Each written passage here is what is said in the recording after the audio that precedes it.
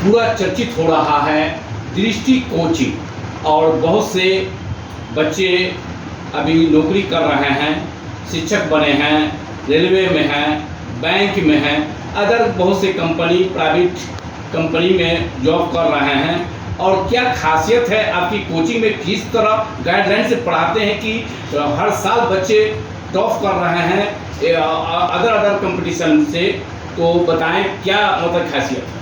देखिए, कोचिंग की खासियत तो सब जगह होती है। बेसिकली क्या है ना कि आपको इस तरह पढ़ाना होता है बच्चों को कि वो हमारे बच्चे हैं। अगर ये भावना शिक्षक ला दे तो बच्चे कहीं भी निकलेंगे, किसी भी कोचिंग में। ये प्रोफेशनलिज्म यहाँ नहीं है। यहाँ हम एडमिशन अगर लेते हैं तो हम पहले ही कहते हैं कि तुम्हारा एडमिशन इस लिहाज से लिया जा रहा है कि रिजल्ट तक, क्योंकि हम कोई सर्टिफिकेट तो देंगे नहीं। तो जब तक रिजल्ट उसका नहीं होगा तब तक उसको कोई फायदा होने वाला नहीं है। तो ये पहले दिन से मोटिवेशन होता है हमारा, पहले दिन से उन पर रहता है अंकुश कि भाई रिजल्ट के लिए हम वर्क करते हैं। और बच्चों को सिर्फ हम पढ़ाते नहीं हैं, उनको नौकरी के लिए तैयार करते हैं, मोटिवेट करते हैं, ताकि वो जैसे ही कोई काम के लिए आपको मोटिवेशन मिल जाएगा ना तो आधा सफलता वहीं मिल जाता है। ये सबसे बड़ा मूल मंत्र है यहाँ का। दूसरा सबसे बड़ा क्या है मूल मंत्र यहाँ का कि जब भी यहाँ पे कोर्स समाप्त होते हैं तो कोई बच्चा को जाने नहीं देते हैं, कहते तुम यहीं बैठ के पढ़ो। क्योंकि अगर 4 घंटा बच्चा सेल्फ स्टडी कर ले तो किसी भी मुकाम को पा सकता है। अभी देखा गया है कि हाल फिलहाल रिजल्ट निकला है और वैकेंसी भी निकल रहा है, राज्य सरकार से केंद्र सरकार का जो भी ये वैकेंसी निकल रहा है, और बहुत से बच्चे आपके निकल कर अदर स्टेट में नौकरी कर रहे हैं। तो मतलब क्या टिप्स देते हैं कि बच्चे बता रहे हैं सरकारी नौकरी, चाहे बैंक हो, रेलवे हो, एसएससी हो, बिहार एसएससी हो, इसमें ऐसा कोई सिलेबस नहीं है जिसमें बच्चा खुद से तैयारी नहीं कर ले। लेकिन कोचिंग का महत्व क्या हो जाता है, एक मार्गदर्शक की भूमिका निभाता है। जैसे आपको पटना जाना है, अब कोई बता दिया कि इधर वाला बस से जाइए, तब दरभंगा पहुंच जाइएगा, पैसा भी खर्चा हो जाएगा, समय बर्बाद हो जाएगा। और सही आदमी बता देगा कि इधर वाले बस से जाइए, ताकि वहां भी पैसा खर्च होगा और पटना पहुंचिएगा। सेम चीज कोचिंग और शिक्षक का है कि हम उनको वो चीज बताते हैं। ये पढ़ाई तो पूरा समुद्र है, कोई विषय ले लीजिए। अब जो विषय कितना पढ़ना है और कैसे पढ़ना है, इसी में हम उनको ट्रेन करते हैं। और जब ये कर लेते हैं तो उनका रिजल्ट हो जाता है। और कोई भी विभाग ऐसा बता दे, आपके मुजफ्फरपुर में ऐसा कोई विभाग नहीं होगा जहाँ दृष्टि के बच्चे नहीं होंगे। मुजफ्फरपुर में बैंक हो, एसएससी हो, इनकम टैक्स हो, सेंट्रल एक्साइज हो, एक्साइज बिहार हो, कहीं भी आपके शहर में होंगे। और बाहर का तो छोड़ दीजिए। देखा गया है कि बहुत से कोचिंग मतलब कि खोले हुए हैं, लोग कोचिंग खोलते हैं, 3-4 महीना चलता है, कोचिंग बंद हो जाती है, बच्चे का पैसा मतलब कि लेके भाग जाते हैं। ऐसे कोचिंग बहुत से हैं कि जो ऐसा काम करते हैं, तो इस पर कितना विश्वास दिलाइएगा? बिल्कुल बिल्कुल। देखिए, सबसे बड़ा बात है कि ये कोचिंग जब खुला था तो ये कोचिंग अनायास से कोई प्लान वे में नहीं खुला था। आज से 20 साल पहले की हम बात करें अगर 2006 की, तो प्लान वे में नहीं खुला था। 4 चटाई से स्टार्ट हुआ था। आपको वहीं पे मारीपुर में पेट्रोल पंप में सामने चटैया वाला कोचिंग के नाम से 2-2.5 साल फेमस रहा हुआ, कोई नाम नहीं था। और इतने बच्चे निकलते गए कि कैसे इतना बड़ा हो गया, हमसे पूछेगा तो हम नहीं बता पाएंगे। दूसरा एक इसके साथ क्या है ना कि ये लोग हम पे इसलिए भरोसा करते हैं कि इतने सालों से ये अवस्थित है, पहला। दूसरा, हम ऐसे शिक्षक हैं, आप किसी भी शिक्षक का इंटरव्यू ले लीजिए भारत में, उससे एक क्वेश्चन खाली पूछ लीजिए कि भाई इतना मोटिवेशनल आप करते हैं तो आपके घर परिवार में कितना नौकरी है। ये सबसे बड़ा प्रश्न है।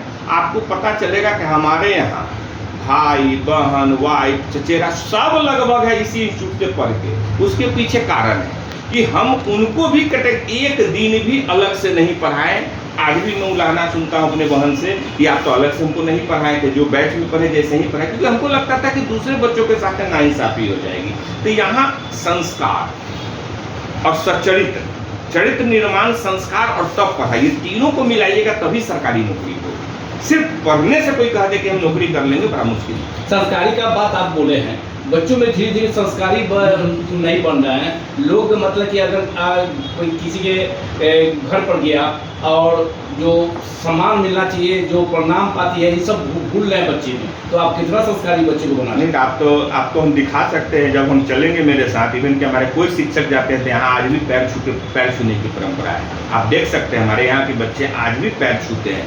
हाँ, पहला 2-3 महीना जब स्टार्टिंग में आते हैं तो गुड मॉर्निंग सर कहते हैं, लेकिन जैसे ही बाकी लोगों को देखते हैं पैर छूते हुए, तो वो तो बनाना, देखिए आप जैसे परिवार को बनाएंगे, परिवार का मुखिया जैसा होगा घर वैसा होता है, समाज में जैसे लोग होंगे गांव ऐसा होता है। तो जो इंस्टीट्यूशन कोऑपरेट कर रहा है वो उसकी आभा मंडल जैसी होगी, वैसा ही इंस्टीट्यूशन होगा, वैसा ही शिक्षक होंगे, वैसा ही स्टाफ होंगे। और 20 वर्षों में हमें गर्व और फक्र है कि हमारे शिक्षक, हमारे स्टाफ और हमारे बच्चे सबसे बड़ी बात, आज तक एक क्लेम नहीं है दृष्टि पर कि कोई बच्चा उदंता किया हो। अब बस में जाते हैं तो बच्चे अलग से पहचाने जाते हैं कि दृष्टि का बच्चा है। देखा गया है कि अभी जो नया वैकेंसी निकलने वाला है तो किस तरह तैयारी बच्चों में दे रहे हैं? ये इम्पोर्टेंट चीज़ है।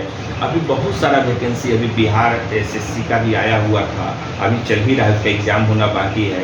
SSC, MTS, SSC, CHSL, CGL, तमाम वैकेंसी, और ये अमूमन हर साल ये वैकेंसी आती है, हर साल सेंट्रल गवर्नमेंट की वैकेंसी आती है, बैंक की वैकेंसी है।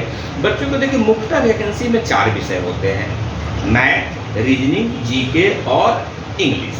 अगर ये और बेसिक लेवल के होते हैं, आप समझो कि 10th स्तर के ये चीज़ होते हैं। ये बच्चे का बेसिक कंसेप्ट अगर क्लियर है और उसके साथ स्पीड और एक्यूरेसी आ जाए तो रिजल्ट आ जाएगा। तो सबसे पहले हमको 2 स्तर पे काम करना पड़ता है यार, हमको 2 स्तर, एक तो बेसिक चीज़ों को ठीक करना पड़ता है उनका, क्योंकि आप जान रहे हैं हमको कमेंट नहीं करना है, सरकारी और प्राइवेट में स्कूली सिस्टम है अगर अच्छा तो बच्चे कितना पढ़ते हैं।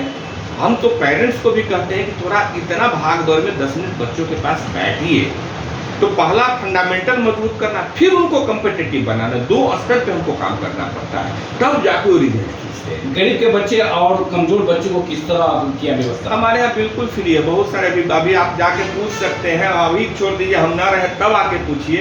कोई बच्चा अगर आर्थिक रूप से सक्षम नहीं है तो फी तो छोड़ दीजिए, कॉपी किताब तमाम चीजें यहाँ से अवेलेबल है। और कमजोर बच्चों को किस तरह व्यवस्था है? जो विषय में कमजोर हैं, विषय में कमजोर उनको फिर से दोबारा पढ़ाते हैं, तिबारा पढ़ाते हैं। हम तो क्लास में बोलते हैं कि 20 बार तुमको नाउन पढ़ाना होगा, पढ़ाएंगे, 20 बार परसेंटेज पढ़ाना होगा, पढ़ाएंगे, तुम उस लेवल पे आओ। हाँ, तो अभिभावक अर्थात छात्राओं से क्या अपील करना चाहेंगे? अभिभावक से सबसे बड़ा चीज़ है कि अभिभावक से अपील करना। देखिए हम इतने सालों में जो अभिभावक सुन रहे होंगे और जो ऐसा किए होंगे वो बुरा नहीं मानेंगे। बहुत सारे लोग आते हैं पैरवी करके, अधिकार पूर्ण आते हैं, उनका अधिकार भी है कि कुछ छुड़वा दीजिए फीस में।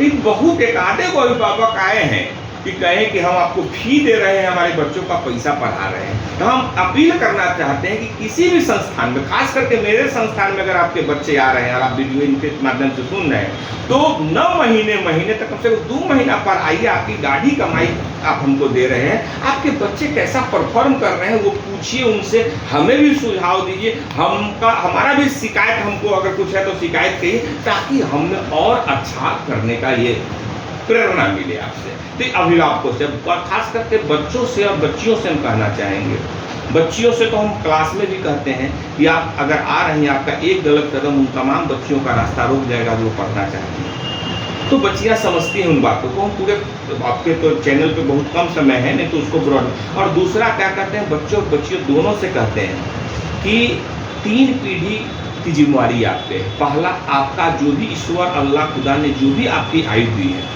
उतना तक कैसे आप अच्छा से रहेंगे।